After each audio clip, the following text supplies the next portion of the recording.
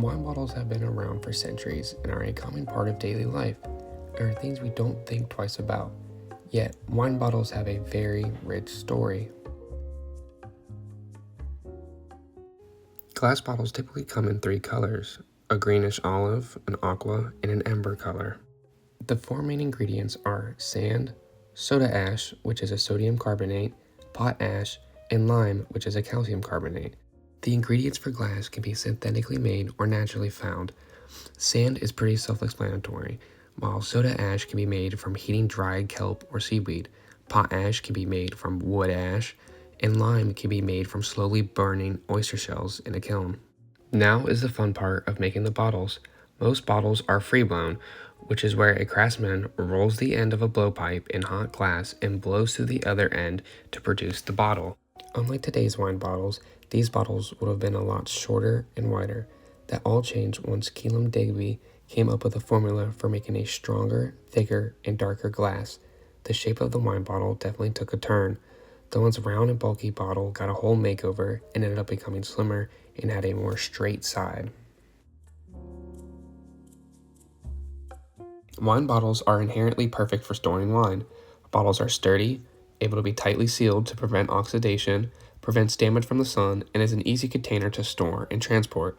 The early design of the rounder and stockier bottles are perfect for sea travel. The flat bottoms and round base made the bottles less likely to slide around while on the ship. Colonists struggled to get the formula down for the drink they truly loved, so instead of dealing with the Great Value brand wine or going without it, they needed to import it. Importing the wine from England was a win-win. They got their favorite drink and also a supply of bottles which they really couldn't mass produce yet. The US didn't have the resources and skilled labor needed to produce a high quantity of bottles, so they became a hot commodity. They were hard to find and very pricey due to England being their main supplier. Rarity and price of the bottles made it hard to get new ones, so this meant the bottles got reused a lot, like a lot. Some bottles would be used for decades before getting tossed to the side. As long as they weren't broken, they were perfectly fine. Most of the time, people would return with their bottles to get refilled instead of buying new ones. Wine merchants started using bottle seals with their initials to designate ownership and to ensure return of the bottles for refilling. At this point, the bottle market was in shambles. It wasn't until after the War of 1812 when things took a turn. Tariffs from England slowed the import of bottles, but not to fear, the US has finally gained new roads and canals along with enough skilled workers and resources to start reaching the supply and demand of the bottles. The bottle industry in the US really started to boom. The development of more transportation methods meant more packaging for goods was needed.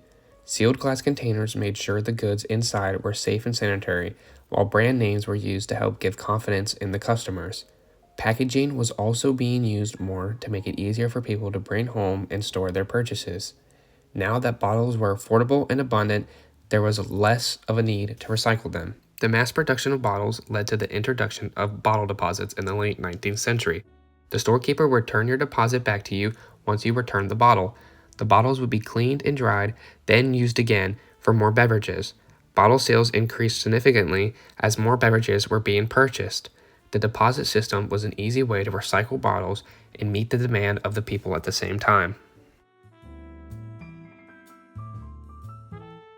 Bottles were such a key storage item for a long time, which made their history a little more difficult. Since they were so reused, archaeologists would have a hard time telling how much a bottle has really gone through, and there's no way to really tell what liquid or multiple liquids a bottle could have held. Archaeologists need to focus more on the wear and tear of the bottle rather than what lies on the inside. Bottles can provide valuable information on the habits and culture of people from their time. Sadly though, each bottle has their own fate. When wine bottles were first coming over from England, there was nowhere really on the ship to refill them. Instead of carrying the dead weight of the bottles back to the shore, a lot of the times they would throw the bottles over the side of the boat. This would get the bottles stuck in the mud of a riverbed or at the bottom of the ocean.